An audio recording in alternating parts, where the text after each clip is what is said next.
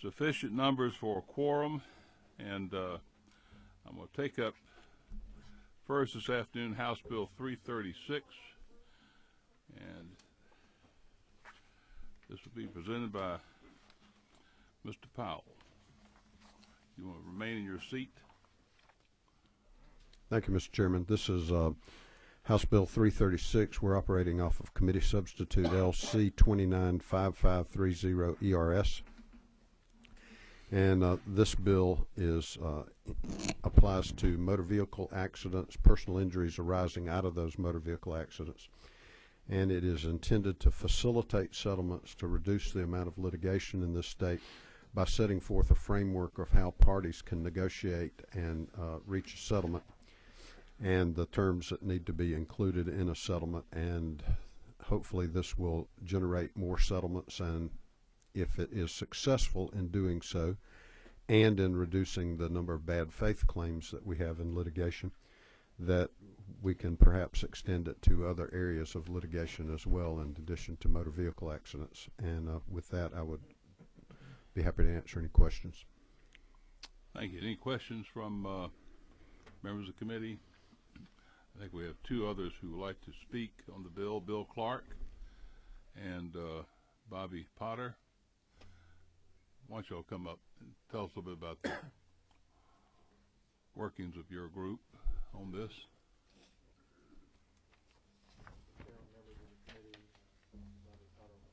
Let me get you, I'm sorry, pull your mics around. There you go. Chairman, members of the committee, Bobby Potter on behalf of State Farm. This is Bill Clark on behalf of GTLA.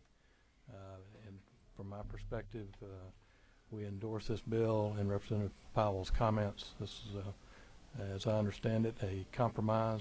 It could have included other things on one side or the other. That's the case with most compromises. In this case, we endorse this compromise. Are you go ahead. I just endorse everything that Mr. Potter just said. It's the nature of a compromise that neither side walks away entirely happy, and that accurately describes this bill. That's what makes it good legislation, right? Find a solution.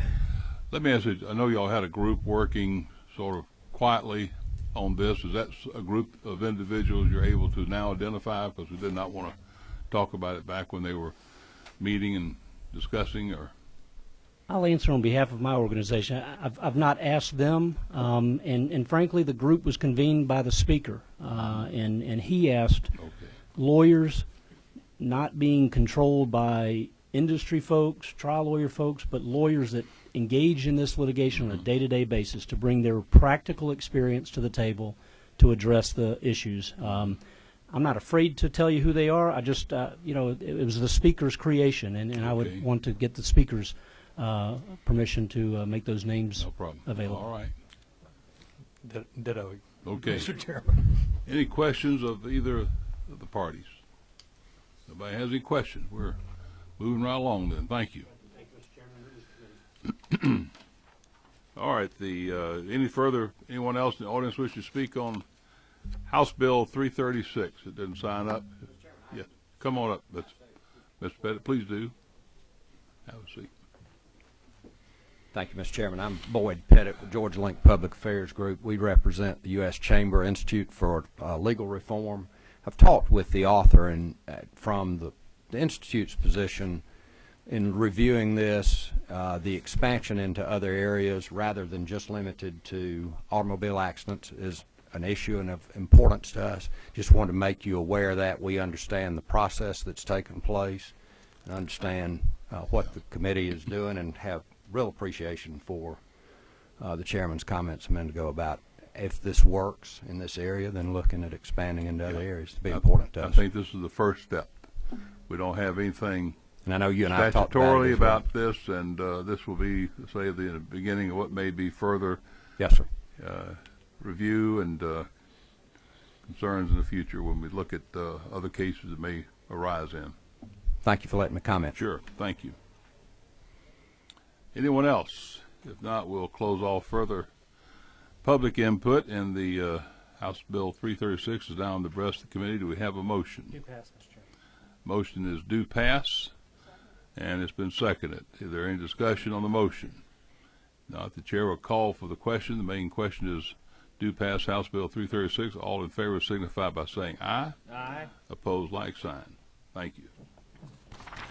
Now, if you leave, we're going to be without a quorum, you know. I have to leave. I understand you have to leave. But my question is, we need to get somebody else for a quorum in this room. You want me to deputize somebody? Yeah, well, I do that. Go find, let's see if we can. We've got to have 5 to continue operating business-wise.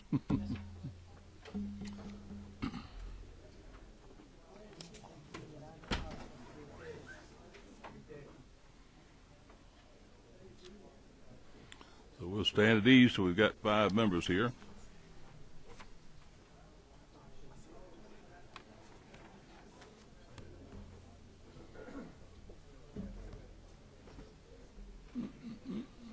One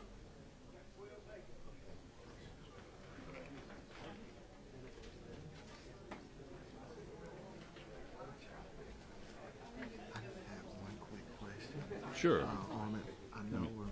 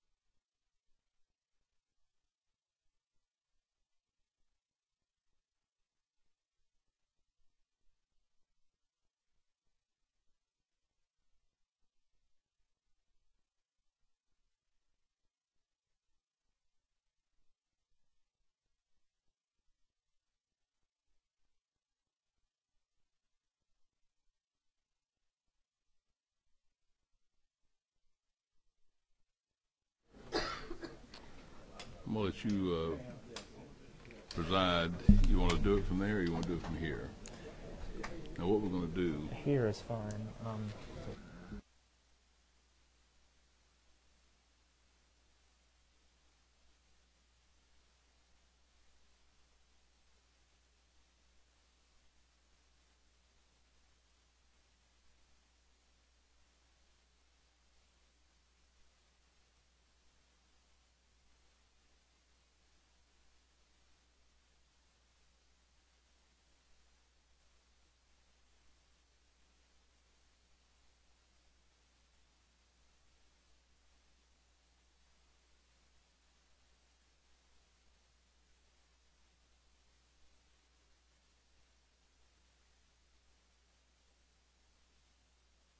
My plan.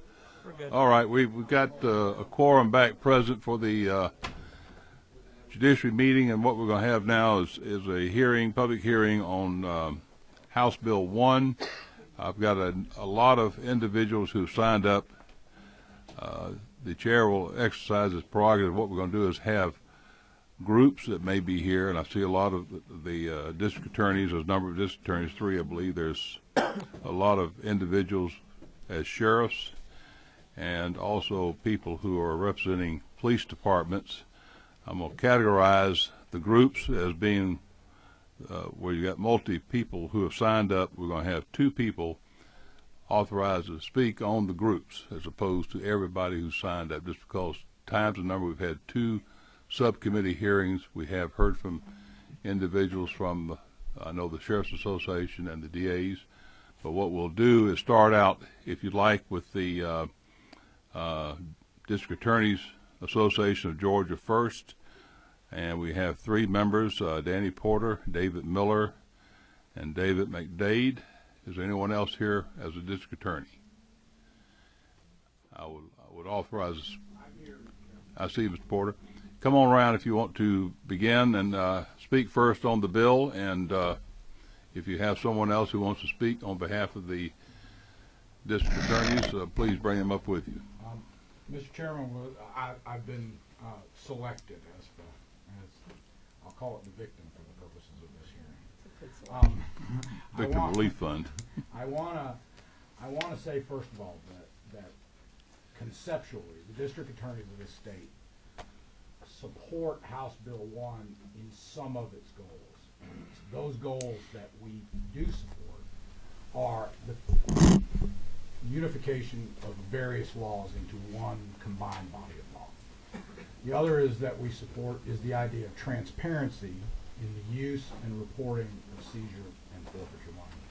And the third thing that we support is the idea of accountability. Although, as I said at a previous hearing, we are somewhat concerned, and we understand the chair's dilemma or the author's dilemma, and we are somewhat concerned about the role of the district attorney in enforcing that accountability, because our concern is that we really have no power over other elected officials and sanction, the ability to sanction other elected officials.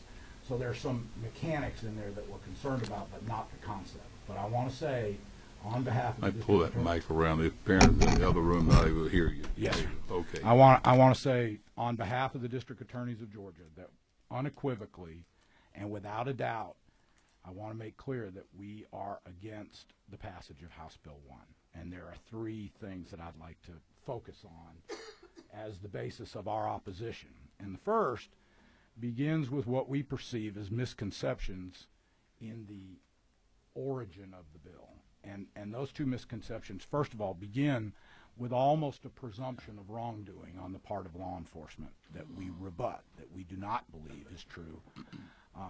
Mr. Chairman, you have referred to incidents that have come to your attention, and while we are deeply concerned about incidents of wrongdoing, we do not believe that, as a whole, the law enforcement community in this state is guilty of the wrongdoings that are set out in certain publications by other groups.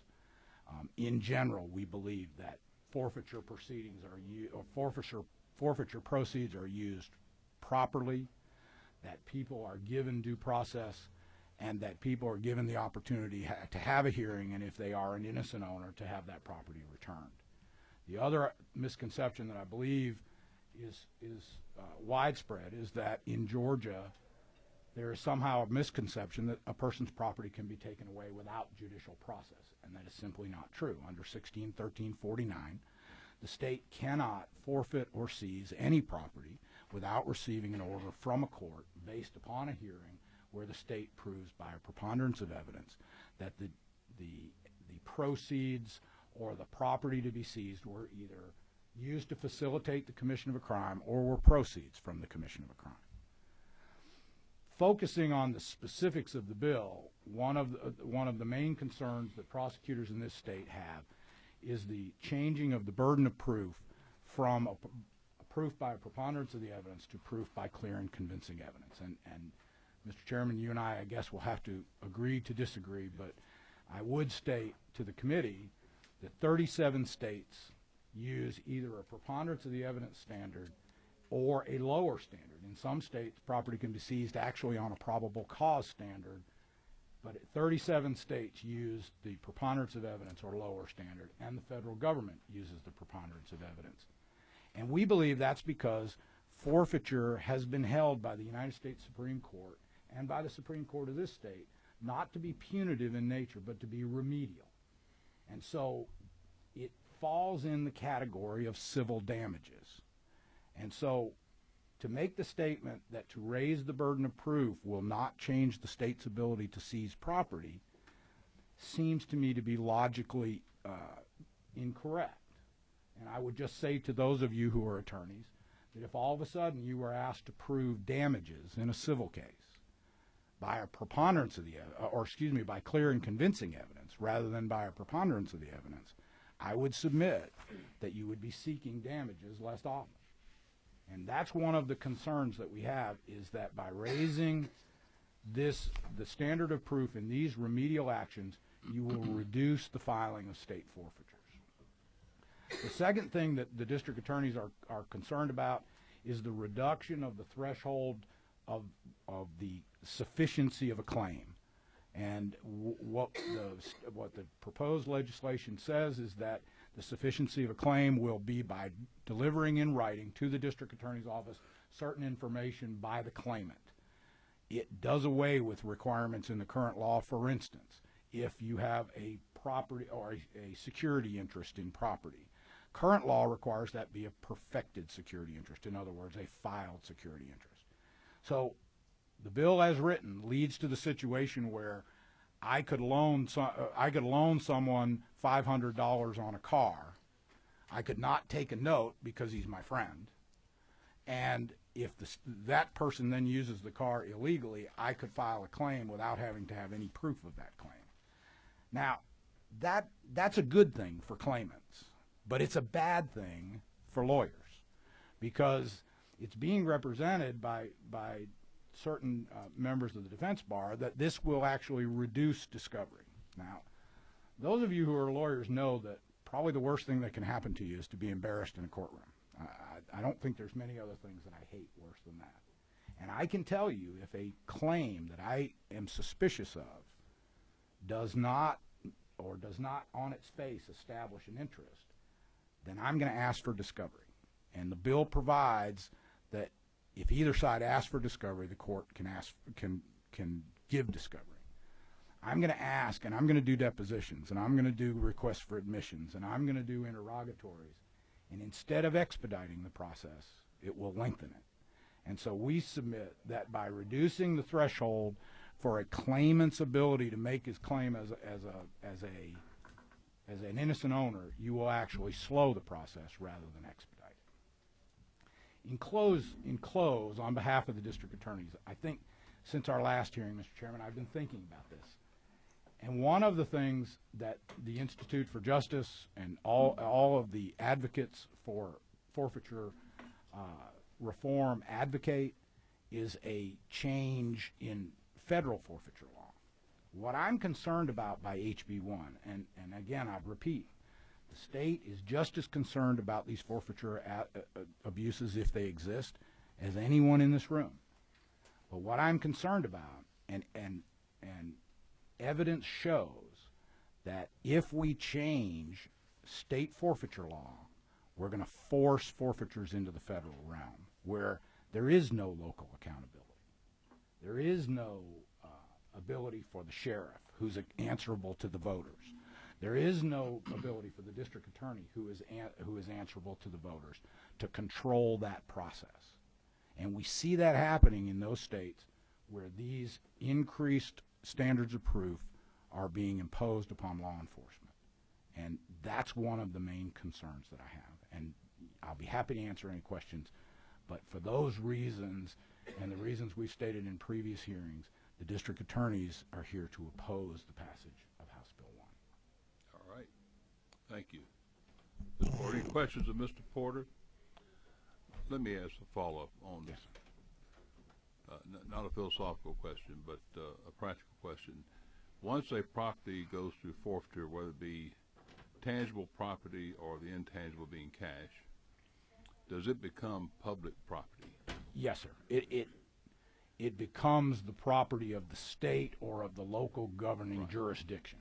And as such, being now converted from an individual's property to public property, should there not be appropriate accountability of what is done with that property by those who take possession of it? I don't think there's any doubt of that. And I would say that my county has reporting systems in place internally and audit systems in place, and I would say that every county should have that, and I would not disagree with that proposition. All right. Thank you. Thank you. Does anyone else wish to speak from the district attorney's group on the bill? One time. Okay. Thank you. That helps. Next, we have the Sheriff's Association, Georgia Sheriff's Association.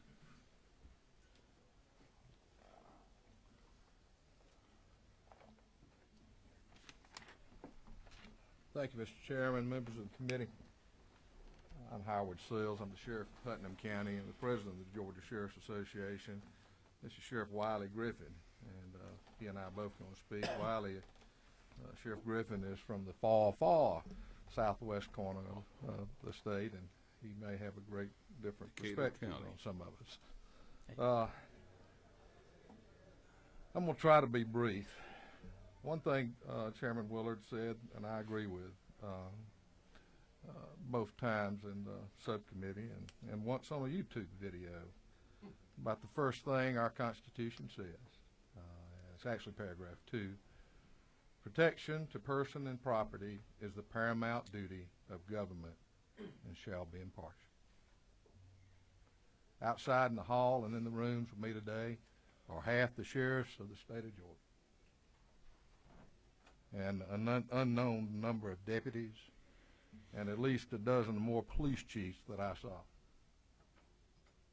And ladies and gentlemen, we are the people who do protect the persons and property of Georgia. The illicit drugs in this state, which constitute well over 90% of the crime that occurs in this state, is funded by those who steal the property of the people of Georgia. And we have a duty to protect that property as required by our Constitution. I don't want to reiterate everything District Attorney Porter said, but, you know, the statement has actually been made in hearings, I saw it on the YouTube, that there is no system of due process in Georgia concerning this. So nothing could be further from the truth. Every action we take, no matter how much the money is, no matter how little the property is, reported to the district attorney. It is published in the newspaper, and if an answer is filed under the present law, it is litigated before a judge of the Superior Court, and if it is forfeited, the money goes eventually, as has been said here, for law enforcement purposes. We have had, the best that's been said here is there have been stories that have been told, stories that have heard of abuses in this. And another great reason supposedly for this is the lack of reporting. Now I see Mr. McGrath here, and much has been said about these two documents. And as this is a matter of reform, I'm going to quote the great reformer Martin Luther. And I submit to you that the information in these documents, that these two documents amount to epistles of straw. Pardon?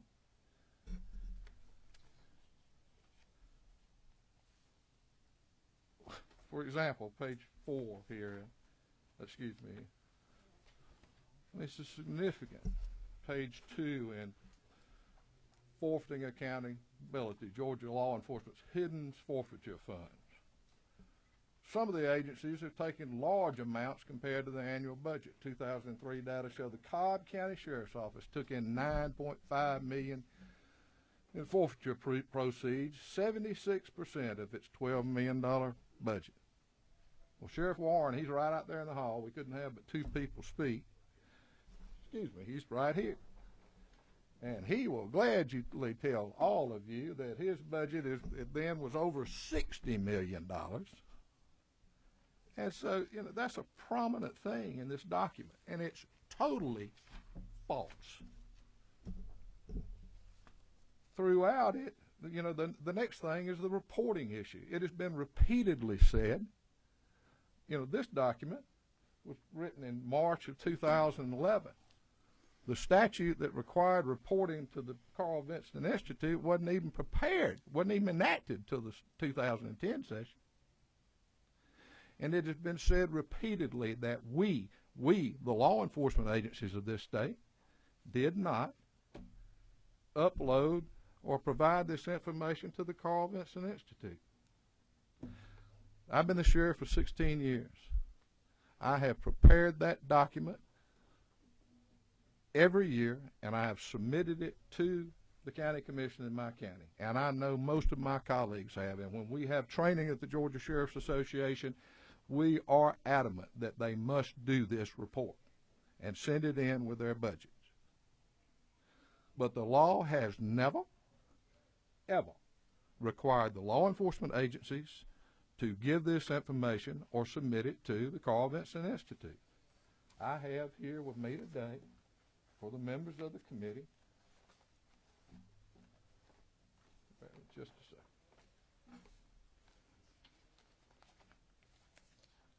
Copies of 368021, and it clearly says, I won't read the whole statute, as used in this code section, the term local government means a governing authority of a county or municipality having an annual budget in excess of $1 million.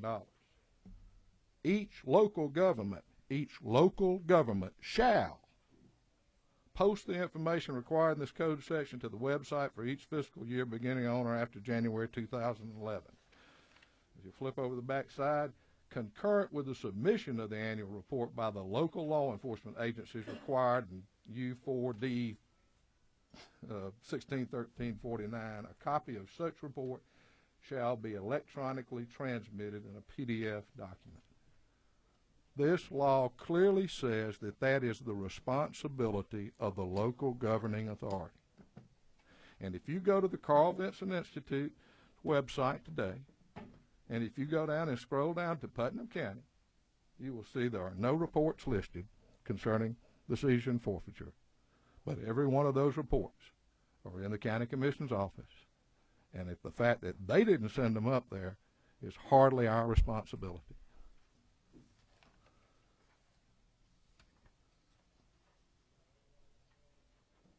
I'm not taking a shot at my district attorneys, but when we talk about transparency and reporting, the district attorneys get 10% of the proceeds of all of these state forfeiture actions. And there's no requirement in the law that they report what they do with it all. And the amendment to the bill is going to have us being supervised by them who get part of the proceeds themselves. I don't think they're doing anything more wrong with it than the sheriffs are.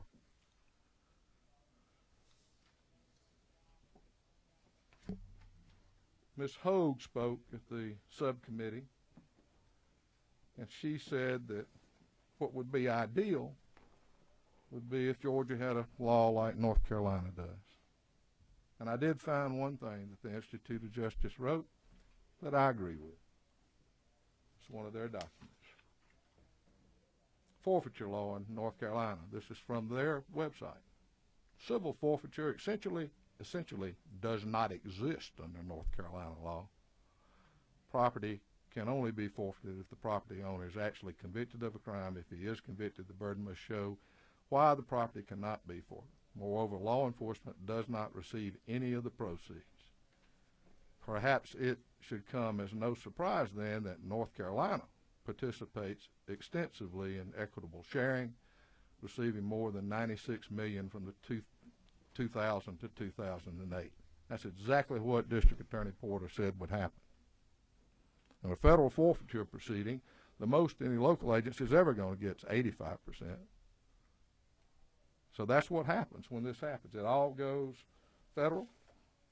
Now the feds require us to report every year electronically, and you better report. And if they find something you spent that wasn't appropriate, they're going to let you know. But this reporting is being done. This has been misinformation all over the place, folks, to justify this. What we got works, and it has been upheld by the Georgia Court of Appeals, our Georgia Supreme Court, and the United States Court.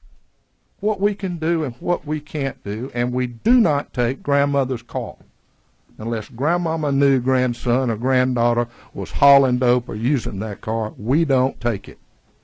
And to say that we don't have due process, and to say that the sheriffs of this state have only their self-interest to motivate our opposition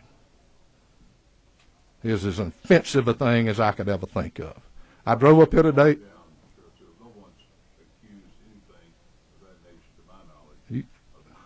Well, excuse me, sir, I've got a video where you said it twice. You said, and I quote, 159 sheriffs in this state have come out against this.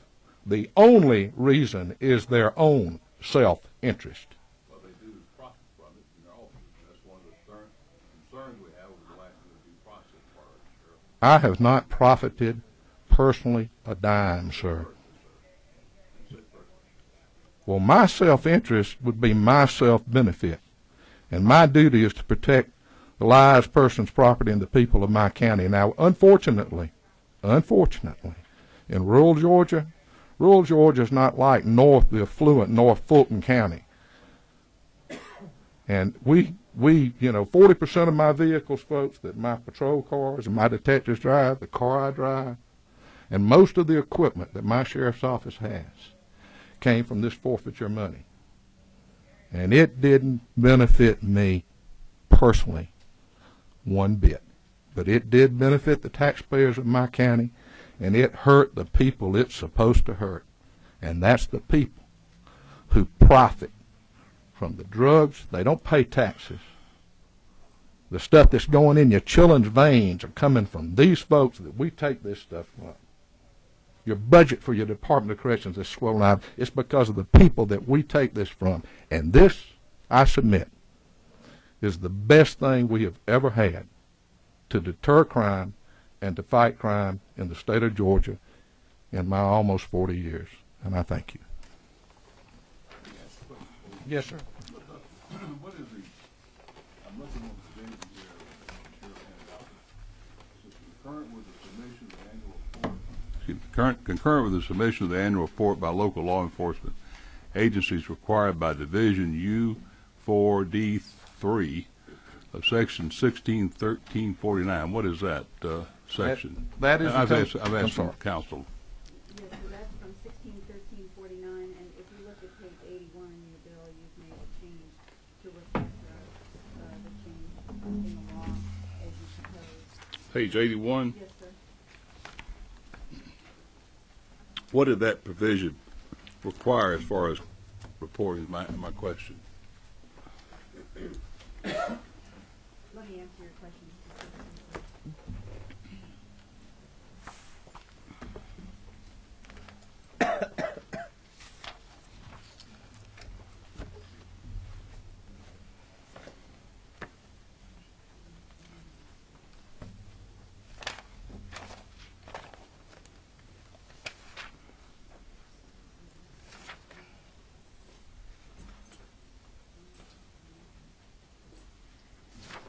Any local law enforcement agency receiving property under this subsection shall submit an annual report to the local governing authority. The report shall be submitted with the agency's budget request and shall itemize the property received during the fiscal year and the utilization made thereof. All right. You have a question? Yes. I'll let ladies first. Ms. Oliver. Mr. Sheriff, this is not something that I know a lot about, and I wasn't on the subcommittee. And Mr. Chairman, you may want to handle this in a different way than this question. I'm not concerned about allegations of no due process. I believe there's due process. What I don't know is how this bill changes where the money goes, exactly in what order. The current law is that it goes X, and this bill changes it to go Y for greater, I assume the goal is greater transparency and greater sharing of funds in a more appropriate way. And that's my level of ignorance here about, and that seems to be the most important part to me right now. Sheriff. Sheriff or Mr. Chairman, if you want to handle that in any. Go ahead, Sheriff. Sills. One thing it changes, of course, is it changes the language in the present statute says that the money shall be spent or the property shall be utilized at the discretion of the chief law enforcement officer of that agency. We contend that that is crucial. Crucial. It will end up, we're afraid, just like the 10% jail construction and staffing, if you're familiar with that add-on. That money goes to the counties. We never see it. It never functions as something that we can utilize in a way we see fit. It only goes into our budget. So simplistically, very simply, right now you are the receiver statutorily of the money seized, and this bill would change it to go to the counties. It is my opinion that it would be a certainly debatable issue that they would have control over the money. It would be continued to be spent for law enforcement purposes. But we fear that it will simply be, quote, well, we included that into your budget. Quite candidly, ma'am, I couldn't conduct many of the investigations I have conducted over the years, some of them very complex, without this money if I had to get it from the county commissioners. Follow up that the definition of use of the money is on page 17 at 9/16/20, and that is as used in this code section, the term official law enforcement purpose means expenditures for law enforcement equipment, training expenses, and investigative expenses. Such term should not include the payment of salaries or rewards to law enforcement personnel. This is, as I understand, is a pattern after what the federal law limits. You cannot use it for salaries or payment of bonuses, etc. Correct? Our present law does not allow that either, Mr. Chairman. Well, it doesn't say that. Yes, sir, it does. Yes, it does. Yes, sir, it does, and I'll be glad to read it to you if you like. Okay. Give me just a minute. But there's nothing problem with that as far as the language of the question. No, sir. I address Representative The second part is where there's taken in. I'm sorry, you didn't finish, but go ahead. Well, what I was saying is I don't have a problem with that. I don't think anybody does. You can see it. Although I do know that the district attorneys are able to use it and do use it to offset the furlough cost of their personnel. But it doesn't prohibit that in the existing statute. But what our objection is in that regard is the language where it clearly says today, at the discretion of the chief law enforcement officer of the agency. That's our hanging point on that. We don't disagree with shouldn't be spent on salaries. There should be no personal benefit nor any opportunity for personal benefit. And say what we're patterning there was the guidelines having federal law to be the same way. The other thing we did is recognize that when you take in property, as I see it, as an attorney, the sheriff is an elected official, but it's not a entity that holds title to property, or should not. And the point is, when you have vehicles taken in, just like your deputies' vehicles today and your office equipment today, that belongs within the office of the sheriff and stays there, or should stay there, if there's a change of the sheriff. That's to me logical. It's happened in a couple of cases recently, I'm understanding, Troup County being one, and I think I'm told Meriwether, where the sheriff, upon losing office, is distributing assets out of his office. He says, well, these came in through forfeiture, and I'm giving them other places. I don't know where they went. But my point is, Sheriff, is to me, that belongs to the office itself, not to the individual to make the decision about sending them out to other people. And I was very clear, and I agree with Chairman Willard on that. And the stories that he's heard, if the sheriff or police chief or anybody has converted this property or given it away, what I said at the hearing was, and I want to be clear that I say it here today, that sheriff, that police chief, whoever did it, if they have done something with this property that is illegal, we have a plethora of existing criminal laws. That sheriff needs to be arrested. That sheriff needs to be indicted, convicted, and imprisoned. We will help. What I was reading from is an article that was in the paper, and I don't say I have personal knowledge of it. No. Yes. I'm reading what I'm finding from reporters giving information about it. I understand, and I don't know either. But if they did something they weren't supposed to do, they need to go to the chain gang. Wish we had those again. Let's see. I'm sorry, Mr. Lindsay. Sheriff, thank you for coming today, and I have a little bit of a vested interest in HB 122, which was the reporting to the Vincent Institute, since I'm the one who carried that bill. And it appears that there's you have it, the ball gets dropped. And so on a very minor note, I simply want to know from you, is it better to have you guys transfer the information to the Vincent Institute or have the county? Because apparently what's happening, from what you're telling me, and I agree, is what's happening is you're giving it to the county thinking the county's going to send it, and apparently the county is either choosing to deep six it or it's believing that you're sending it to the Vincent Institute. And I guess we just need to clarify in the law who's supposed to hit the send button. Well, you're a learned attorney, sir, and I think you'll agree with me. The law is very clear about who should send it, and it isn't us. We don't. If you want to put that burden on us, we'll do it. Okay. But I'm not going to do it unless the law tells me. Well, it's apparent to me that in talking to the county people, they thought that you guys were, and you thought that they were. And, there's a reason why we don't etch laws in stone anymore, because sometimes we make mistakes. So I'm just asking, would it create an onerous burden on, since you already prepared the report, just to have transmitted by the local enforcement agency? Would that not at all. Clarify if it were to be reported at the time of our budget, and we didn't have to do it at some other time, not at all. Wouldn't bother us at all. It says concurrent. I'm just trying to clarify the law, and I appreciate that. Yeah. I want to make sure before I put that in there that's not going to create an onerous burden. I don't think anybody have a problem with that. We wouldn't. Okay. All we'd have to do, same thing. All they have to do is scan it into a PDF document, and click. That's what we were hoping on. But apparently there's been a little bit of a breakdown in communications, and so I'm just trying to clarify that one little piece. Thank you. Yes, sir. Thank you. Another question, Mr. Bruce. This is a delicate one for me. Like Mary Margaret, I was not on the subcommittee either, so I'm just understanding now about this bill.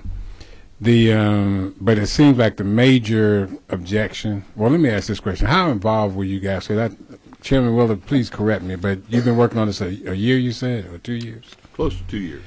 What involvement did you guys take over the last 2 years in trying to make this bill something that is palatable? Let me say this. It's my understanding the chairman got this committee together in 2011. Task force, excuse me.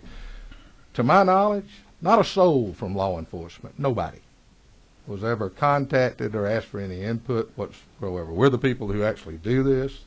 I know there was a person from the PAC staff nominally on it, but nobody from law enforcement was ever contacted at all. that I know of. Certainly no sheriffs and the chiefs I know. The chiefs of police in this state didn't even know this bill existed until I told them about a week ago, most of them.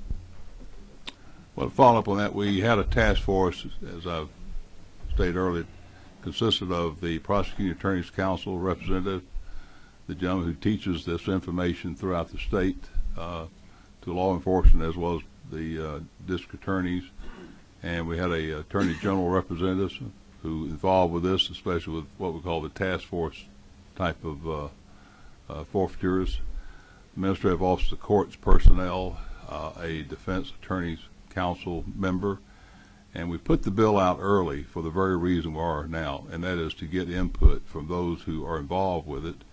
That was put out back, I believe, November 15th as an early filing. So we've had November, December, January, now 3 months, and I've yet to have the sheriffs come sit down with me at my invitation and speak about it. And that's why I said earlier, what I've received from the sheriff has been just a lockdown. Everybody get in line, and don't anybody vary. We're going to be opposing this bill. And that's all I've heard. That's the truth. Can I follow up? Yes, Mr. Chairman? It seems like and again, I'm just going by what I've heard over the last couple of days, that the major concern is who controls the money that is taken in as a result of this property or whatever being confiscated. Is that the major concern? No, sir. Okay. Well, help me understand, because that's what it sounds like. That is one of our major concerns. There's no doubt about that. But we concur with I'm well experienced with this law. I seized the first real property, I think, in the state under the statute back in 92 or 3. We agree with everything the district attorneys say. And another paramount concern of ours is lowering the threshold from $25,000 down to $5,000 for the formal complaint. The District Attorney Scandalakis said it best the other day. He internally has a limit, a certain amount, and I don't know what it is. If it falls below that limit, he won't file on it. He will not pursue a forfeiture. In the 16 years that I've been sheriff, with the exception of one federal case that wasn't even a drug-related case, it wouldn't have even been forfeitable under Georgia law, I don't think I've had but one or two forfeiture actions that were over $25,000 in value. And my district attorney's office, if they have to litigate, not only litigate with these changes in the standard of proof, continue appellate action on it, they don't have enough. There's a freeze on, folks. We got 2 assistant district attorneys openings. They can't handle what they got now. And what the end result of this will be in that regard, we believe, is that we won't be able to forfeit. The dope dealers will simply be able to keep their profits. And that is a bigger concern as the other. I could sit here with these 92 pages and go on all day with problems that we have. Okay. But for the sake of brevity, I certainly concur with our district attorneys. But that $25,000 threshold for rural counties will make a big difference. One last thing. Given what I'm hearing now, that you say that you haven't had an opportunity to chime in on it, and the chairman is saying that he's given you an opportunity to chime in on it, and you just haven't taken advantage of it, is there any opportunity at this point for the parties to get together and see if there's a common ground? Is there still an opportunity to do that? I would like to say this, and again I want to reiterate, this task force was convened a couple of years ago. I didn't even know about it.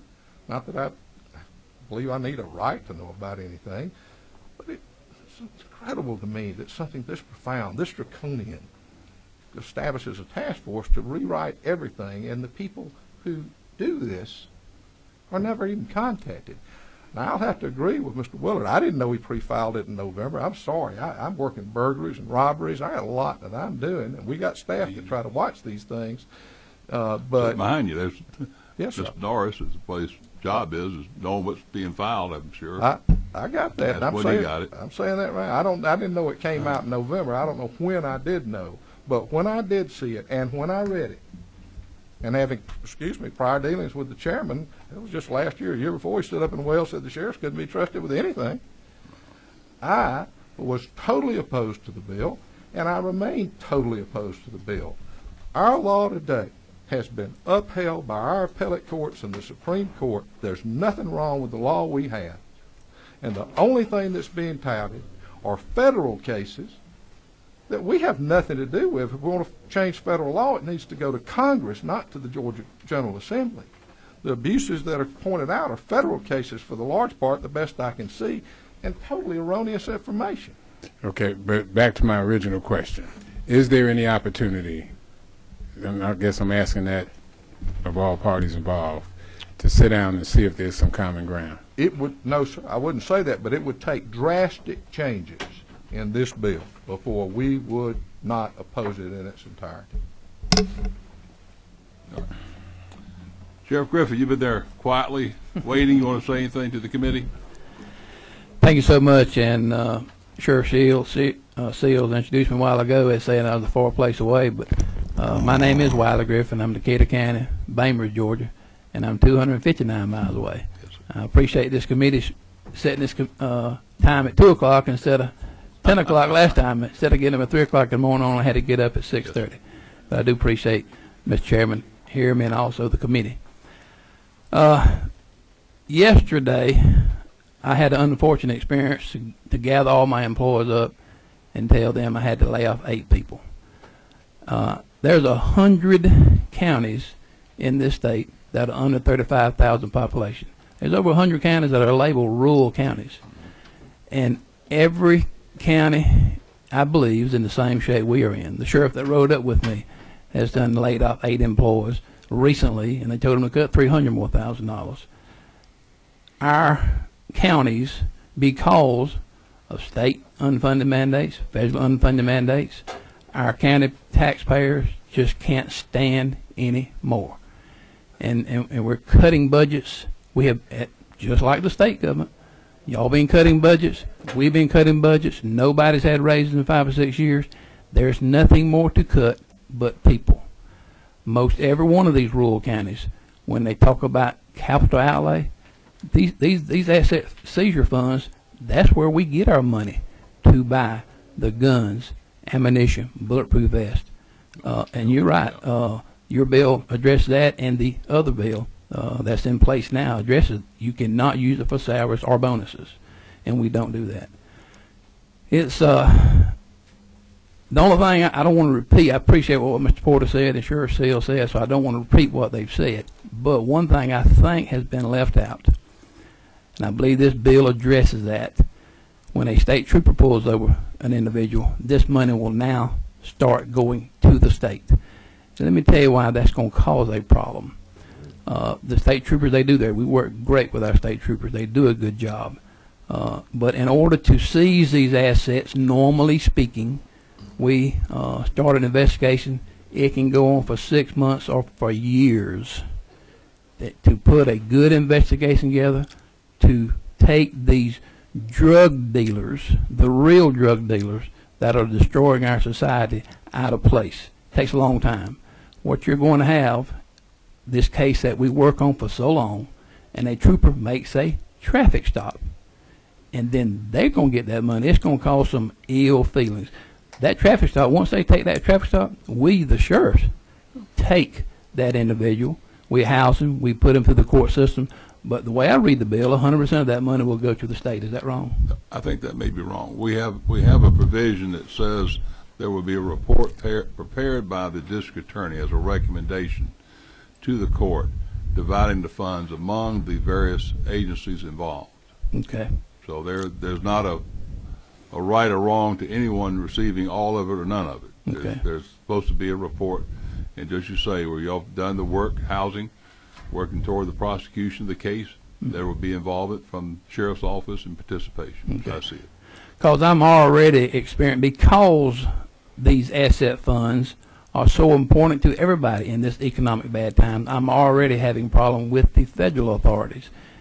Basically, they tell us, the DEA agent tells us, hey, don't work this case because, we want to work it. Y'all will lay off, so we lay off of it, kind of because they say it's a 2-county case.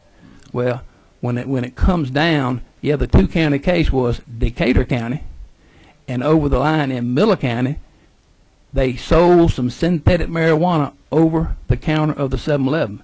This guy's on 2 7-Elevens, one in Decatur County, one in Miller County, and so therefore they try to take it federal, and they want to take the 100 acres that we was going to see. He's an underground grower of marijuana, destroying our society, and the federal drug task force wants to come in and take our money. It's going to happen. This bill will get us going toward fighting each other. I see it coming the way I read the bill with the GBI and the State Patrol for these funds and all. It's fortunate. I had Vernon Keenan in my office 2 days ago. He didn't realize his office was 259 miles and still could stay in Georgia, but he was in my office 2 days ago. He's helping with that. I think we got that worked out. He understood what we did. We took a major drug dealer down, and I believe that he's going to help us with that. Jay Powell has helped us with us some too. But I don't want to get off on a tangent. I know what a tangent is, but I'm just talking from a rural South Georgia sheriff. We don't have nothing but agriculture, and our county taxpayers can't take any more. Marvin Griffin was governor, state of Georgia, from Bainbridge, Georgia. He put a bypass in 1959 around Georgia. Said we're going to connect this. We're going to connect South Georgia to Atlanta via Columbus, Georgia. That was in 1959, 53 years ago. Roy Barnes came down in 1998 and said, I got a plan. We're going to get 27 highway 4 lanes because it'll take 38% of I-75's traffic off of I-75 and put it through southwest Georgia so y'all have something besides agriculture. Well, there's another governor elected from Perry, Georgia. And you know he wasn't going to go into the Cracker Barrel in Perry, Georgia and say, hey, I got a plan to take 38% of y'all's business away. So it stopped. Well, here we are 15 years later, and that highway is still not completed. And there's 50 miles of it is still a 2-lane road. There's not even any bulldozers on it. And that brings me to say this bill, the House bill will destroy us. It'll devastate us. The asset forfeiture laws as they are now are working good. It is the best tool, the most efficient tool for me to take money away from drug dealers because they're not scared of jail. Unfortunately, they know what our situation is. They know 20 years means 7 months. They're not scared of jails. It goes back to the economy. And if you take this tool away from rural Georgia, you're going to devastate society because 90% of our problems are tied to drugs. There's no use in having a drug unit in your sheriff's office. Everything you do, if you work genuine crimes, you work drugs. Mm-hmm. And I ask you to really, I'd rather correct the problems than come out with another bill. Thank you, sir. Thank you, Sheriff. Appreciate you being here. Thank you. I didn't. You're through. You're through. I'm just getting ready to say the police chiefs, are they represented by a group, or how y'all want to speak? You want to come forward as a group, 2 of you, and speak? Somebody else. I'll be very, very short. Come on up and introduce yourself, and please, sir.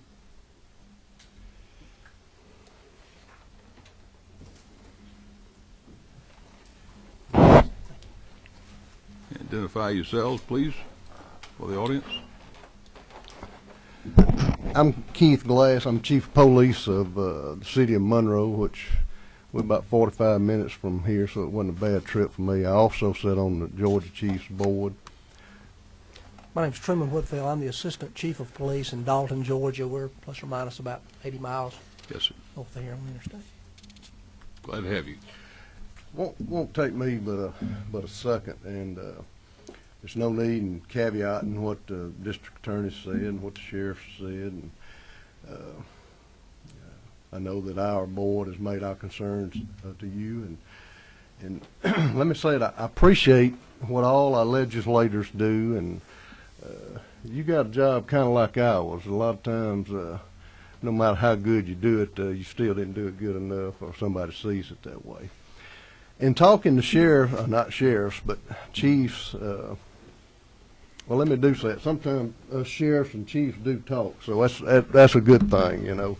But in talking to chiefs that I'm familiar with across the state, I get the feeling, just to use an old, maybe a wives' tale or old saying, is a lot of them feel like you're kind of like a baby being thrown out with the bathwater.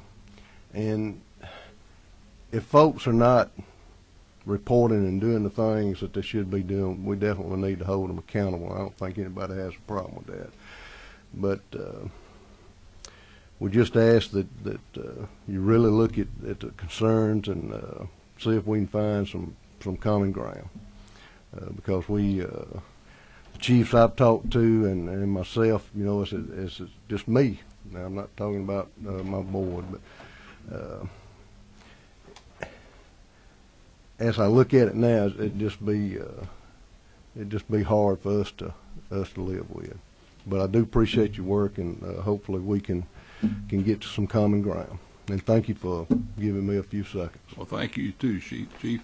Yes, sir. Mr. Chairman, ladies and gentlemen, thank you for giving us an opportunity to be here. In the interest of time, I'm going to agree with the statements that we've been made previous.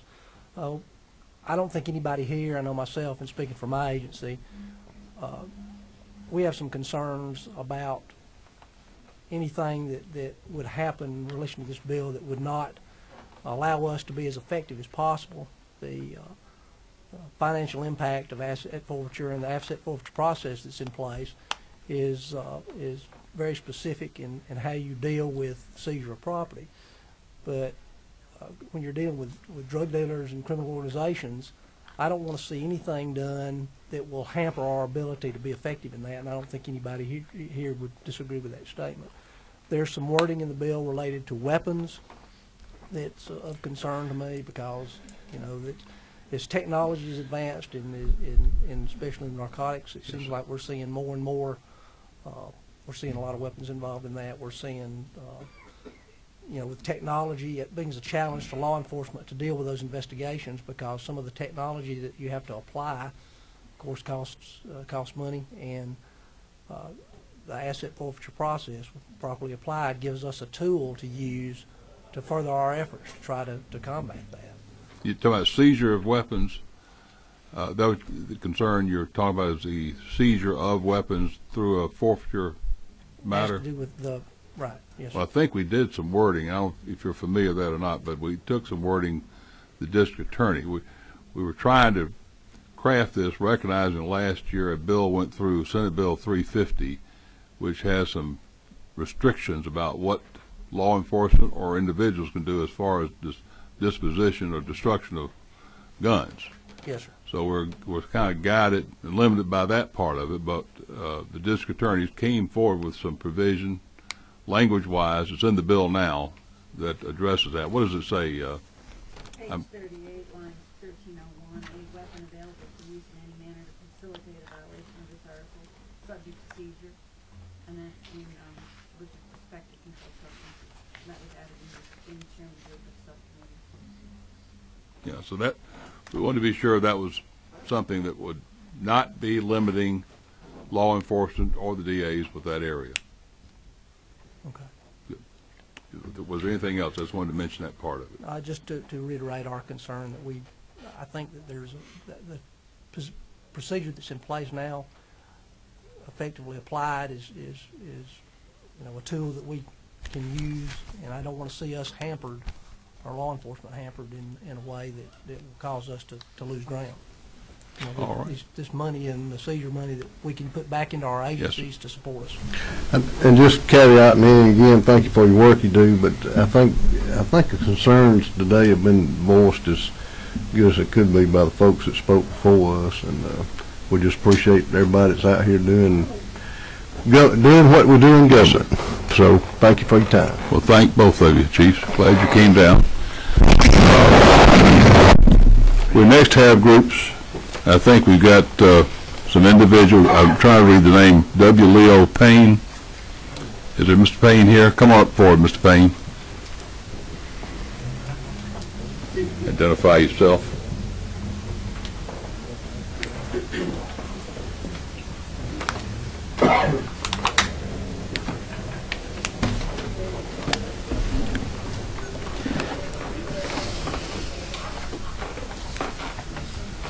Good afternoon, ladies and gentlemen of the Judiciary Committee.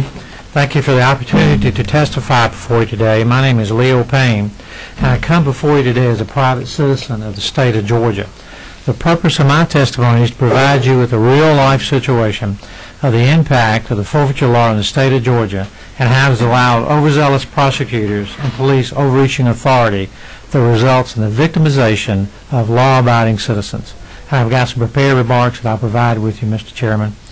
On September 11, 2008, without my knowledge, I was indicted and charged with a crime that I did not commit.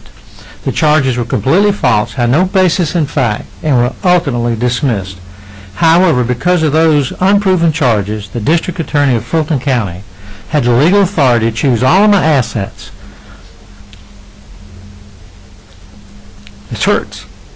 My daughter's college fund and a bank account belonged to my ex-wife. I hated that because it cost my daughter her college education at that time. They also placed liens on my house and were attempting to seize automobiles that were registered under my name. The lawyers, who were paid a commission based on the amount of funds and assets that they seized, invaded my home under police protection to assess the assets of their potential haul. All this without what I considered due process. I never knew that this was going on until after the fact. The impact of the seizure was to deny me the ability to use the financial assets that I'd earned lawfully in the pursuit of my business.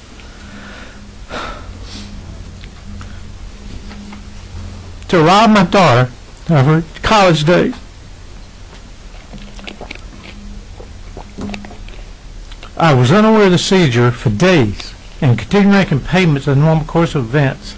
However, checks began to bounce due to non-sufficient funds. I couldn't pay for the food from the daughter. I was unable to make house payments, pay utility bills, buy food, and put gas in a car. My daughter was forced to live with relatives that were closer to school so she could get back to and from work, and they fed her. All this because of overreaching legal authorities decided to seize assets under the law that denied citizens of the state of Georgia due process. Furthermore, without funds, I was unable to defend myself. Luckily, I was fortunate enough to locate Stephen Byrne, who agreed to take a retainer from my uncle and my pastor to allow me to have proper representation. All criminal and civil actions were vigorously defended, and to that end, a motion to dismiss was filed in a civil matter contesting the seizure of assets and alleging the seizure was without merit, lacked evidence, and I was innocent of all charges. It took me 3 months to gain a hearing in civil court to secure the release of all my assets. During these 3 months, my house was subject to foreclosure. I couldn't pay my daughter's funds. I couldn't pay my utility bills. In addition to that, the district attorney chose to use my own funds and hold them over my head in trying to get me to plead guilty to something I didn't do and agree to a forfeiture of my own funds. I steadfastly refused to do that.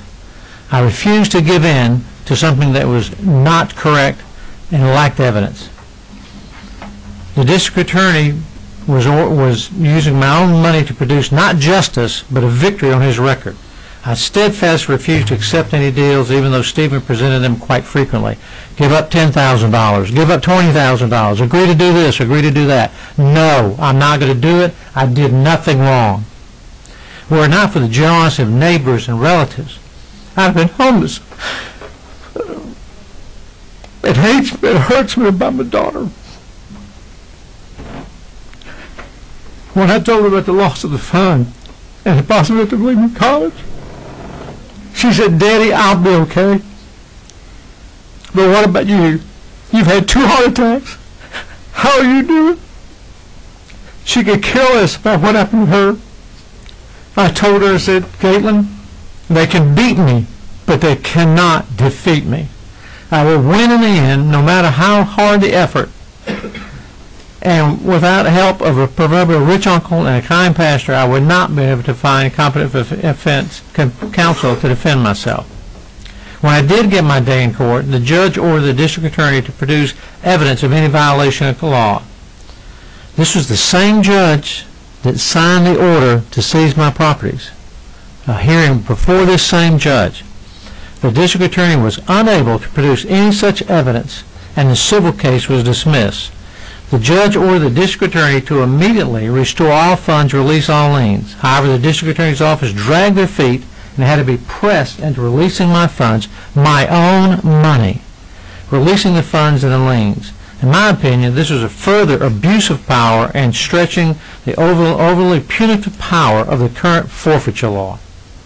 I'm a History Channel buff, and many times I've watched videos and documentaries on the atrocities committed by the Nazis against the Jewish people in Europe. They seized their properties, monies, and forced them out of the homes. In September 2008, I learned firsthand what it was like to live under that environment.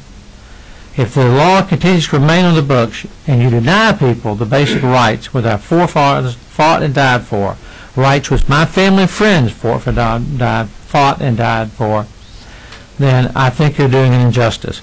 I certainly have no problem with taking money from drug dealers and providing weapons and vests to the police force, but I think you ought to convict them first, and I think you ought to make sure they get their due process. I don't care who they are. I'm a veteran of the U.S. Navy. I've served my country honorably to defend rights. I'm a law-abiding citizen who respects authority in the government system that we have in the United States. However, I cannot believe that the current forfeiture law is part of those values and beliefs. In my business career, I've served the citizens of Georgia, Louisiana, and the United States to the best of my abilities. I've been responsible for refinancing billions of dollars of utility company debt that reduced rates for consumers in those states for decades. I was a key player in the privatization of a portion of the Manhattan Project that returned $3 billion to the U.S. Treasury. I've been a responsible citizen. Recently, I created a youth program for a church, raised funds for developmentally delayed adults, and created a nonprofit charity for autism. I do not deserve to be treated in this manner, to have my assets seized and my rights trampled.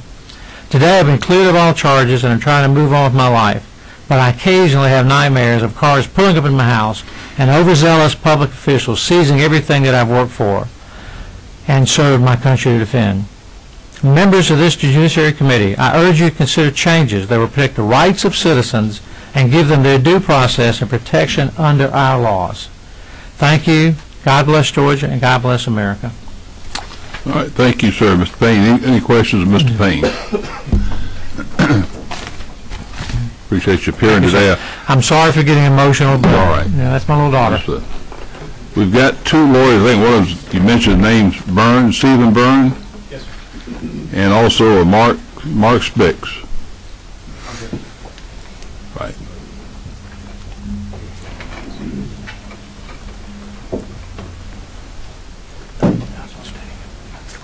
Yeah, I know. I know. You need to go. You leaving? Okay. All right, gentlemen, please identify yourselves.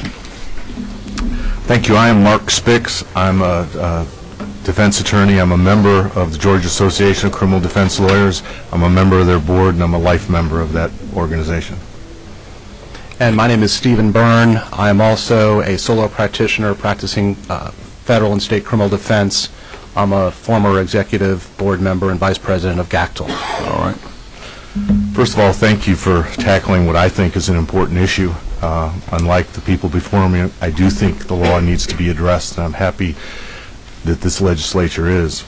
And thank you for letting me speak.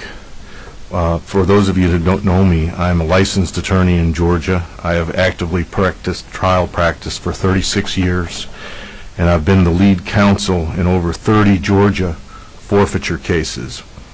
I've been to the Court of Appeals 3 times with the current Georgia forfeiture law, and I've appeared 3 times before the Supreme Court of the state of Georgia concerning the current forfeiture laws. All of my representation in Georgia cases involve non-contraband claims, and they were on behalf of innocent owners who never lost their property and were never convicted of a crime. So you might be asking, as my colleagues behind me, why is he here? The system must be working for him. But what has happened is, in each of those instances, the property was taken and the property was maintained for years before the innocent citizens got their non-contraband property back. In each of my cases, especially the ones where special district attorneys were appointed, there was an ex parte proceeding with conclusory, vague allegations, and the taking process then began. In many instances, they took entire businesses, homes, cars, and the entire inventory of businesses. There were no real time limits or effective procedure to facilitate innocent owners' rights, their requests for hearings, or their requests for return of property.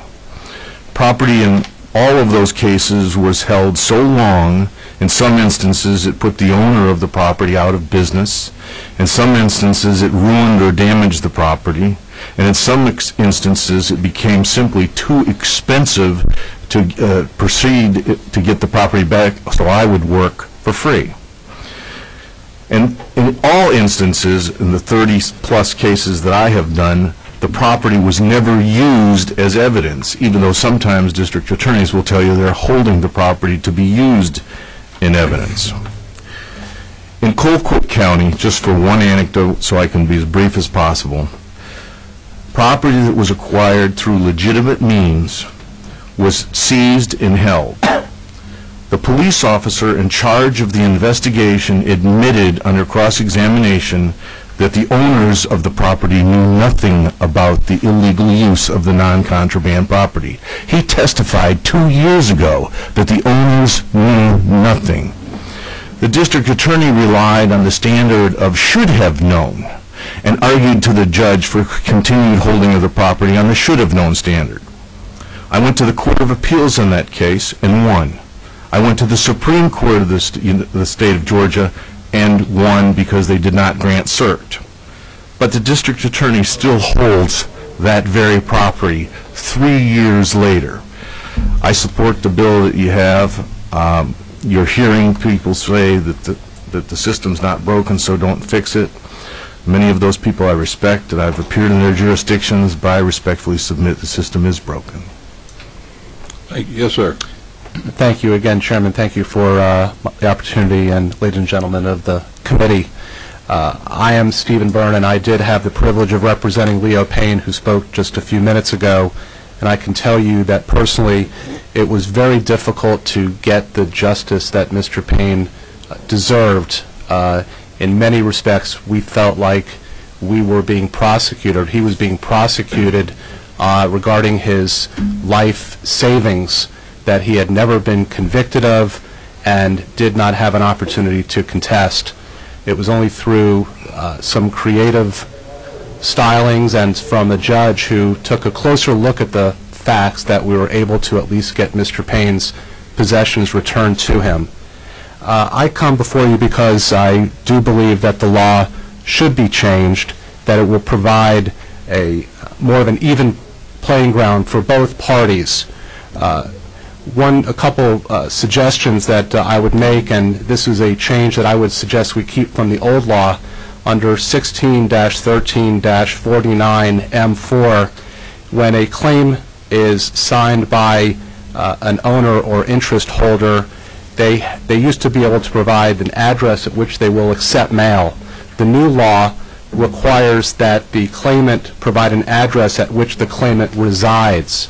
I believe that by disclosing an address where the claimant resides versus where the claimant will accept mail may create some privacy issues, and that it used to be, and case law has permitted the claim to be the address of where the claimant will receive mail, which is usually the attorney's office if an attorney files the claim on a claimant's behalf. So I would just suggest that we keep that old provision for privacy purposes, so we don't have addresses being provided in a open proceeding. Let me respond to that right quick, just so I go to the points. But I think what we're looking at, this is under a civil proceeding now, and you're right. With civil proceedings, we have a requirement of where the person resides as opposed to where they take mail or accept mail. And if the person then has an attorney under the Civil Practice Act, that attorney would file a notice of representation and go forward from that standpoint. Yes, sir. But I think the purpose of it is to have appropriate place for the mail being where the person resides, as we do under other civil practice proceedings. All right. I just refer to the old law, which allowed, and case law has supported that law can be accepted by an attorney, and that address can be given. I understand, Chairman. The other concern that I have is regarding the discovery rules, and the only thing I would suggest is that there are certain items of discovery which I think should be accepted from the general no discovery rule, specifically any kind of expert testimony that would be considered expert testimony under the new civil rules. For instance, drug lab, crime lab reports, something that will customarily be part of any kind of a presentation at trial, to ask a court for permission to get something as basic as a crime lab report, I think would go and possibly slow down the process some, because to have to go to a court to ask for permission to ask for discovery will slow down the process to some degree. So I think there's some room maybe for some exceptions for what would be commonly considered discovery that would almost certainly be used in any kind of a trial, civil trial. The last issue, Chairman and ladies and gentlemen, is related to appeals. I don't know if there was anything, I didn't see anything in the proposed bill related to how the property is to be handled pending appeal. I would just have to ask that if there be some notation that if an appeal is filed, that the property be held and not dispersed. Thank you very much. All right. Any questions of these gentlemen? Then I will appreciate your being with us today and coming out to testify. Next we have is Lee McGrath, Institute of Justice. You want to be by yourself? You want to bring everybody up with you?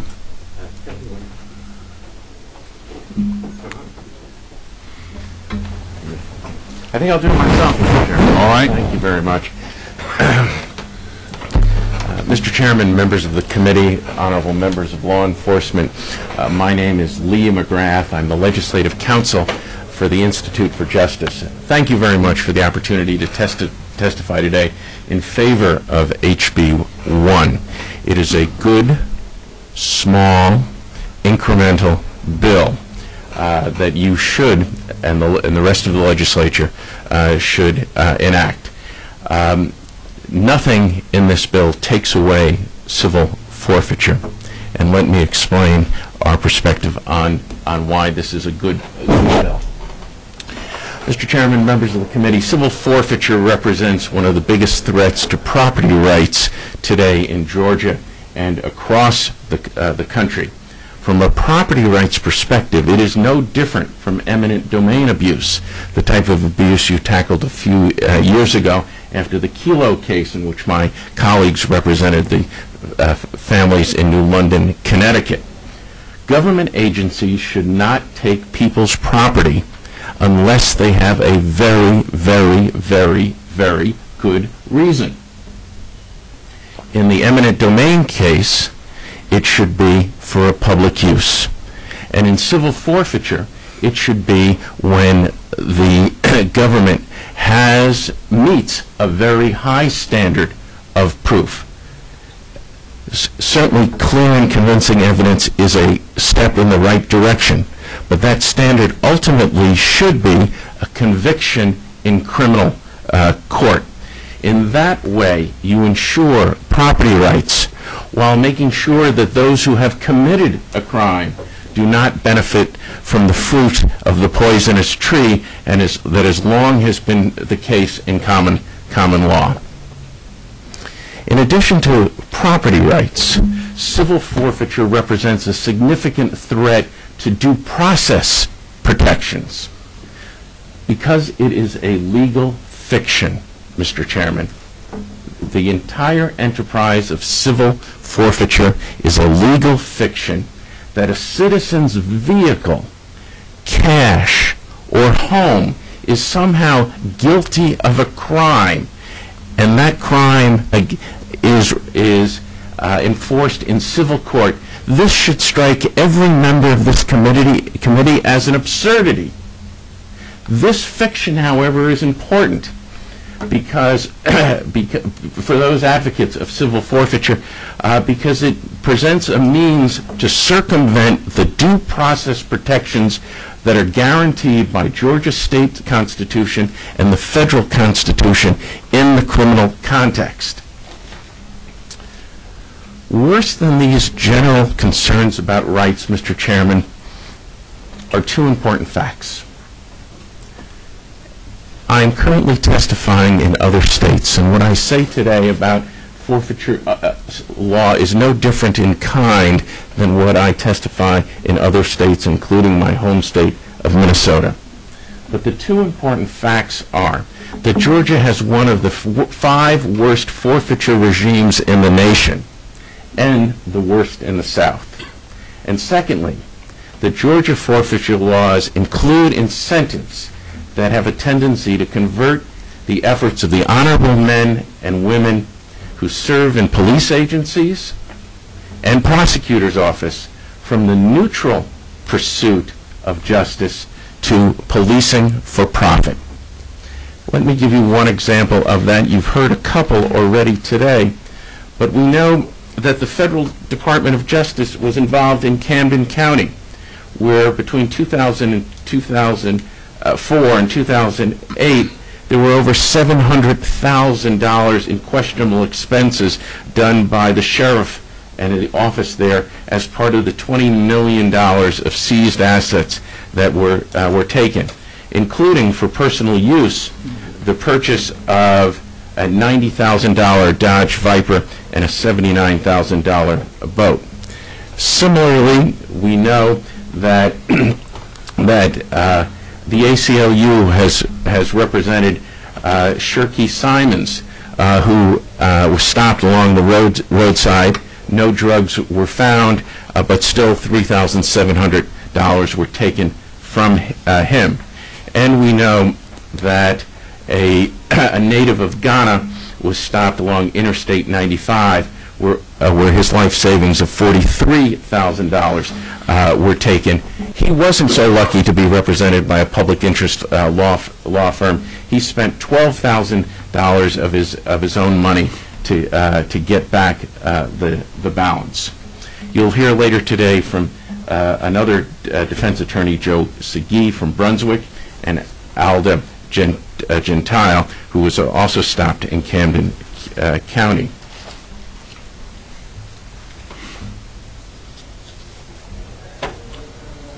Mr. Chairman, it's my belief that members of law enforcement should be asking you to strengthen protections of property rights and to ensure that their standing among citizens stops being tainted by these activities by some in their ranks. I understand that sheriffs, and I've heard that sheriffs and others oppose this bill, but their opposition is revealing, because nothing in this bill, not one comma or period or one word, changes police procedures on the street. Law enforcement will still be able to stop cars based on suspicion, still be able to gather evidence. Why are the sheriffs objecting so strongly to changes in burdens of proof? I don't really know, because that doesn't affect their jobs. That is an added responsibility that you're giving to district attorneys. But it is clear that their real concern goes at the heart of your responsibilities as legislators. It is your responsibility as legislators to raise and appropriate funds through our system of separation of powers. You're the people who tax and set priorities through the budget. But what law enforcement is asking, it is for a violation of the separation of powers doctrine and license for the administrative branch to raise its own funds and to expend them as they see fit. At the core of your responsibility as legislators this is a threat to you. Mr. Chairman, I applaud your toil and determination to enact HB 1. It is an important and incremental piece of legislation that should be enacted. No one voting for this bill should be accused of being soft on crime, because no one in the state of Georgia who is ever convicted of a crime will have his property returned to him. Let me repeat. Law enforcement will continue to be able to seize property. Property will still be able to be forfeited, and all that you're changing is a burden of proof. And no one who is convicted of a crime will ever get that property back. Instead, those who support this bill should be commended for their support and their recognition of the importance of property and due process rights. As I see it, Mr. Chairman, this bill does three important things. It improves transparency through better reporting. It seems somewhat odd to me that people are claiming that there is not a problem when we know so little about the use of forfeiture, and we know only about 10% of agencies are reporting, and that the Institute for Justice had to sue Gwinnett County and other counties in order to get them to report. Secondly, it improves process by requiring prosecutors to prove in civil court by clear and convincing evidence that a crime occurred and the property seized are proceeds and instruments. And thirdly, it creates better protection for third parties, those people who are not involved in crimes. If I am stopped in Georgia for an illegal activity and my vehicle is seized, this bill should protect my wife's claim when she is one of the co-owners of that vehicle. If she did not have knowledge, if she did not consent, or if she was not willfully blind to my activities. At your last meeting, Mr. Chairman, you adopted a number of amendments relating to that important concept of protecting third party, protecting wives, protecting those who are innocent owners. And you moved some of the bill under Section 916. Now, there are some grammatical concerns that I think are problems of just moving one section to another. But if I could, Mr. Chairman, I'd ask that you indulge me, and I'll point out a couple of changes that I'd ask the committee specifically to consider so that you realize the goal of protecting innocent owners. And these, I believe, are completely consistent with the intent of the author. First, on line 514, there is let me focus you in on the line 512, and I'll contrast it to line 514. In 512, you do a very important thing. You say that the burden of proof shall be clear and convincing evidence, and it shall be it's the state's burden of proof. 514, because of the move, doesn't truly capture that, and it says on line 515 that the interest or interest holder establishes. Well, that's a bit of a contradiction, but it can be fixed by addition of just a few words. If on the beginning of line 514, after parenthetical 2, you add, if the state does not meet its burden of proof, comma, then you've made these two clauses, you've reconciled these two clauses. More substantively, Mr. Chairman, and to the point that the attorney who was sitting to my left here before made, I encourage you to remove on line 518 the negligence test that that this bill establishes for the innocent owner. It is too low a burden. So line 518, I encourage you to remove the words, the 7 words between and, A-N-D, and of. So the sentence currently reads, C, did not know, and I'd ask you to strike, and could not reasonably have known of. Well, this is a too low a standard for an innocent owner, I believe inconsistent with the intent of the bill to have a negligence standard, whereas by contrast, taking it out and saying, did not know the conduct, you were getting at the core issue of any third-party innocent owner claim, which is knowledge, actual knowledge. And so you achieve that by removing those 7 words. Thirdly, and just a couple more, thirdly, I'd encourage the chairman to consider removing lines 523 through 525. I know it is not common in Georgia that vehicles are jointly owned. You have a birthday tax, I understand, on vehicles, which lends itself to single ownership. So this should not be difficult to remove this sentence, which applies when vehicles are jointly owned. Should a vehicle be jointly owned, the wife, Mrs. McGrath, should be able to come into court. This prohibits her from coming into court. Truly grammatical, Mr. Chairman, on line 529, I encourage you to change the last word "and" to "or," consistent with, I believe, the author's intent. And finally, on line 532, you have a little bit of a grammatical problem. You have a double negative that you want to replace "did not have" on line 532 with "had." And I'll be happy to answer questions about those. In conclusion, Mr. Chairman, HB 1 is a good incremental bill. Those claiming that it would undermine law enforcement or be radical really do not have an appreciation of the state of forfeiture bills across the country. A truly meaningful piece of reform, of significant reform, would go way further than this bill, Mr. Chairman. It would, 1, require a conviction in criminal court.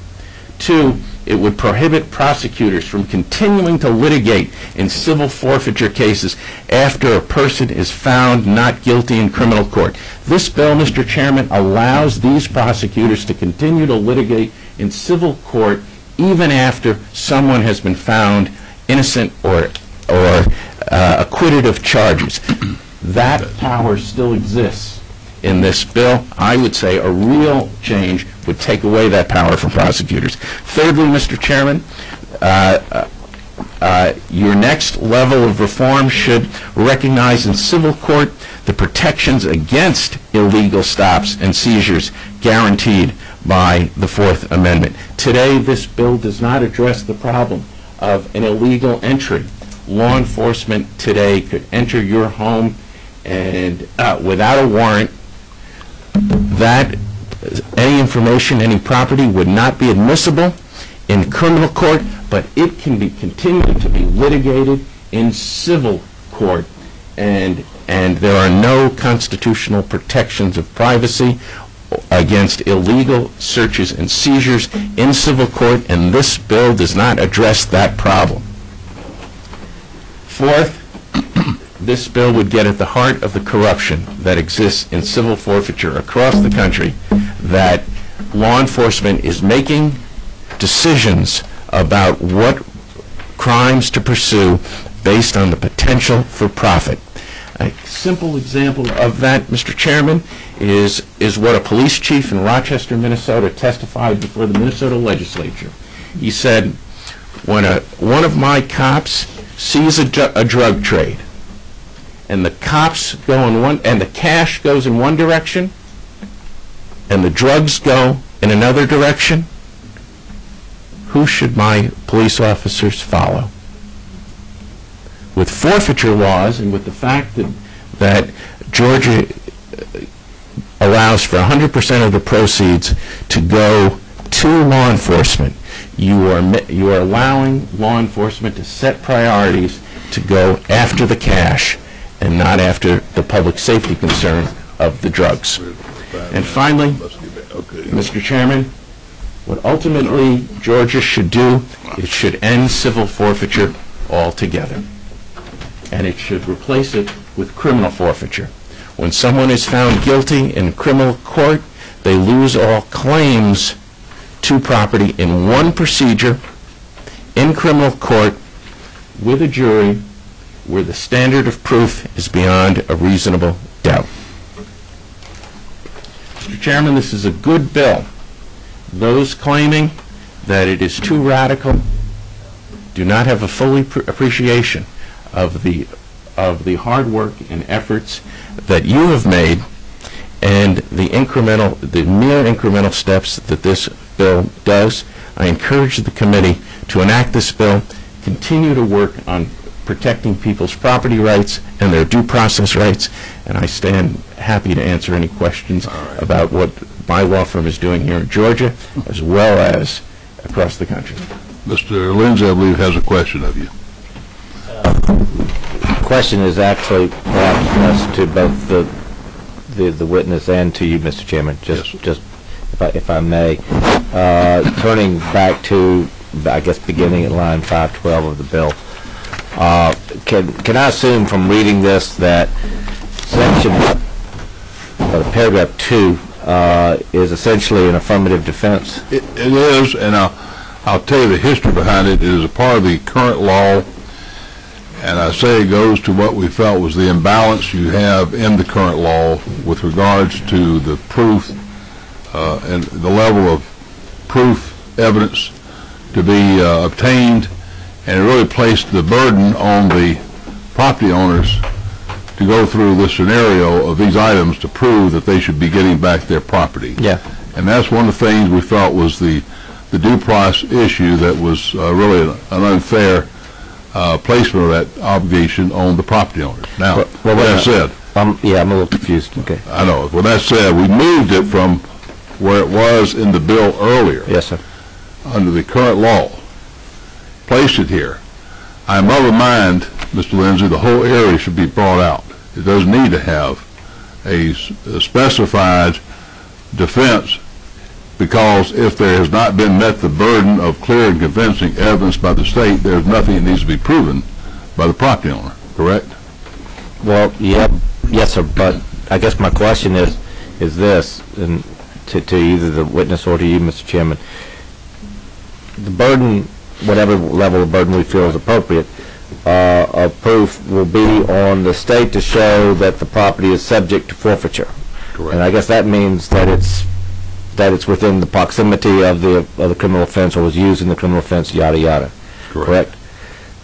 That would seem to me what the state's burden is, and it would seem to me to make sense to have an affirmative defense if the property was otherwise subject to forfeiture, but a innocent property owner was trying to claim, wait a minute, I know that it was used I know it was used as part of the crime. For instance, the car was used as part of the getaway vehicle, but the owner of the car had no knowledge of it. It makes sense to me that the owner, once the DA shows that the car was used in the crime, it would make sense to me that the burden would then shift to the owner to establish, well, it may have been part of the crime, but I didn't know anything about it.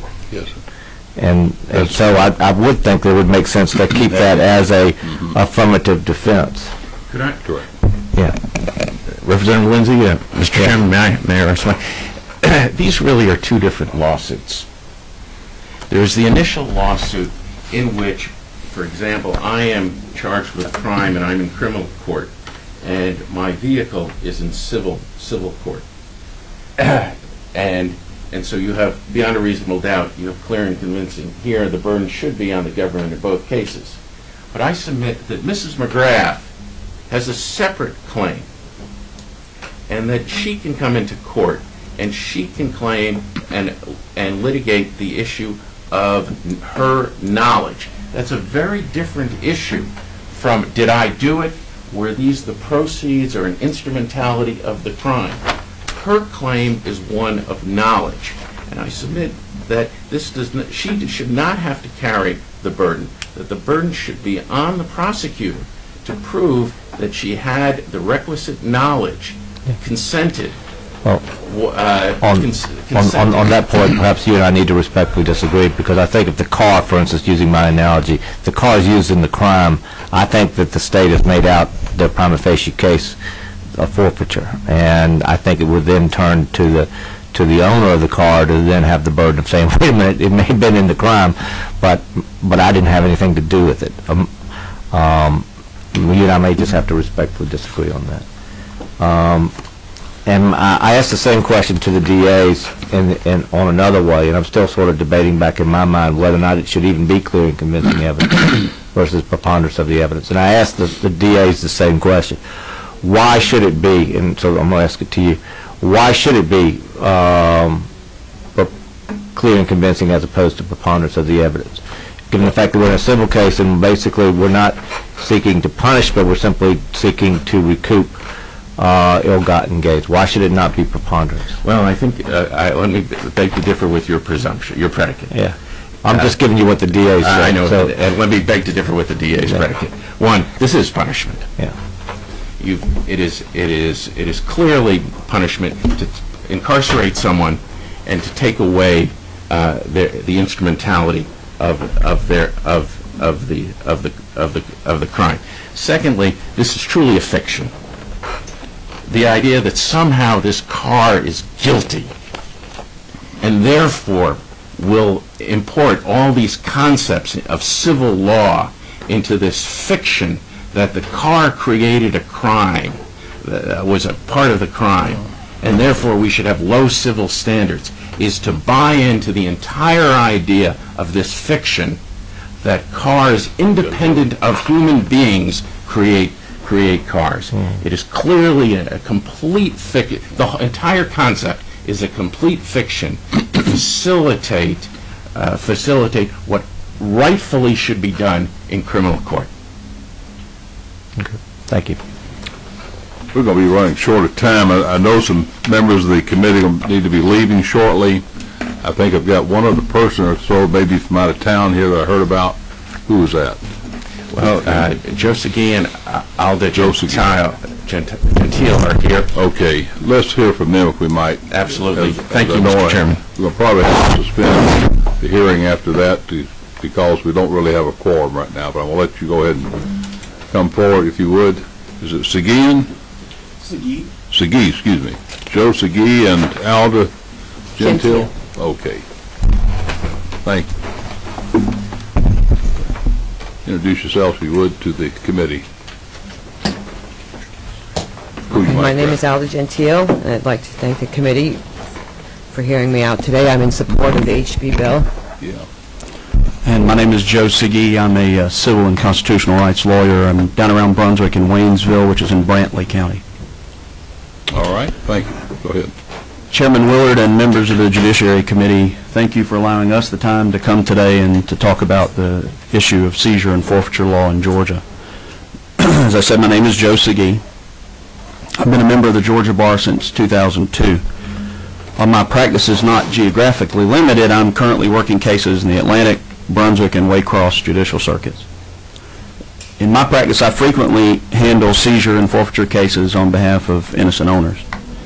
While having committed no crimes, have seen their private property taken by the government, usually by law enforcement officers.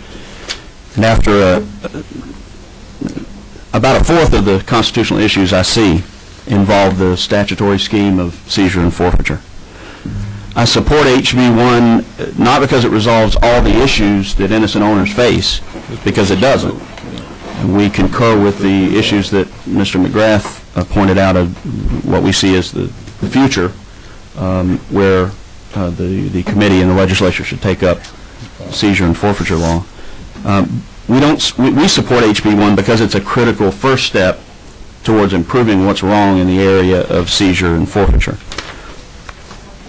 I had a discussion with Representative Al Williams of District 168, and I agree with him.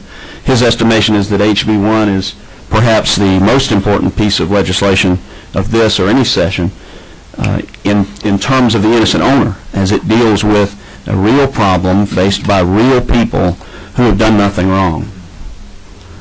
I've seen many abuses in the cases that I've worked. Last year, for instance, I had occasion to help Ms. Paula Peterson, who had previously met here, and we had a press conference. She's a grandmother from Alma, Georgia, who works at a chicken processing plant where every dime is hard-earned. She had loaned a Toyota 4Runner to her daughter, who stayed overnight at a friend's house. During the night, the police served a search warrant at the friend's house, and the search warrant was as to one of the occupants of the house, and they did find a small amount of drugs, totally unconnected to Ms. Peterson's daughter or to the vehicle. Despite having no involvement in this criminal activity, the mere presence of the SUV in the driveway made it subject to seizure, and the police and the DA sought forfeiture through judicial process. We fought against the forfeiture, and after many months, we restored the vehicle to Ms. Peterson, the innocent owner, but not without great expense, and literally hundreds of hours of work, not just from me, but Ms. Peterson, who had to take time off from her job. There was also the public expense of the police officers and the prosecutors and the court and judicial personnel who worked that case. We heard today that most sheriffs would say they comply with, for example, the reporting requirement. Well, that wasn't so and isn't so in several of the counties in South Georgia. As a matter of fact, in the county where I was, I had occasion to ask for the reports that had been made not to the Vincent Institute but to the county commission. I simply wanted the sheriff to show me his record keeping. The reports that I was given were the same reports that the Institute for Justice was given, in that it was only those years that IJ had asked for the reporting. There were none before, there were none after. When I asked for the other reports, I was told, we'll give them to you if you pay the chief deputy for his time in preparing the report that is required by law to have already been given to the governing authority. Most recently, dealing with these examples of what really happens, what's happening on the ground that shouldn't, because none of us say that the criminal should keep what he gains from his activity. Recently, I met a lady sitting to my left, Ms. Alda Gentile. She's a New York resident who traveled through Georgia on her way to purchase a condo in Palm Coast, Florida. Her vehicle was stopped for speeding, and after the stop, the cash that she had in her possession at the end of her trip to Florida was seized by the Georgia State Patrol and assisted by deputies from the Camden County Sheriff's Office. There were no drugs, no weapons, no dead bodies in the car, no crime of any kind outside of the issue of the moving violation. Just Alda, her teenage son, and the infant grandson that she's raising. Rather than have me tell you the story, since she is here with us today, I would like to introduce to the committee Ms. Gentile, who will tell you about her experience. Get close to your mic if you can. Okay, thank you very much. So as Mr. Sagai said, I drove 7 hours to be here, and this is no gain for myself. I just really want you to hear my story. I was driving back from Florida with my son and a 1-year-old baby in the back of the car. We were, the baby was starting to cry. He was getting hungry, and we were thinking about some of the property we had looked at, if we wanted to take it. We put in a little music for the baby. You know, my son was speeding, they say. I did not think my son was speeding. That's my personal opinion. I didn't feel him speeding. I'm against speeding. But we got pulled over. When we got pulled over, I asked the officer very nicely, you know, why did you pull us over? And he said, your son was speeding. I said, okay, then I guess he gets a ticket. But I was a little bit surprised.